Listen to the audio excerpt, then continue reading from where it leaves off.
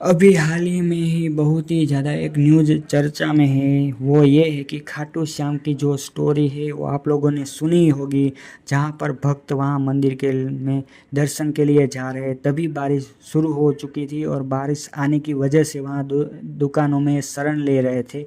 तब दुकानदारों ने या फिर आजू बाजू वाले जितने भी मिठाई वाले थे उन लोगों ने मारना पीटना चालू कर दिया था, क्योंकि वो उसकी जो दुकानें थी वो गंदी हो रही थी और उसको भगाने के बाद उस मारपीट भी चालू कर दी थी। और जहाँ पर ये भी न्यूज़ आ रही है, इतनी भयानक लड़ाई भी हुई थी जहाँ पर एक लड़की जो है बेचारी का हाथ भी टूट गया था, स्त्रियों को भी मारा गया है। और यहाँ पर इतनी निर्दयता से मतलब मैं बोलूँ ही क्या, भगवान सामने खड़े हो और उसके भक्तों को भी मारा जा रहा हो। यहाँ पे इंसानियत को शर्मसार करने वाली घटना है।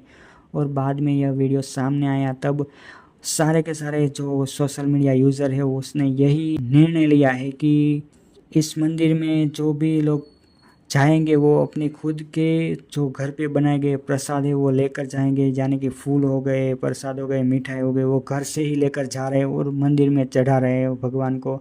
और कोई भी उस शॉप से या फिर दुकानों से कोई भी चीज़ खरीद नहीं रहा है। अब आप लोगों का इसमें क्या कहना है, मुझे कमेंट में बता देना।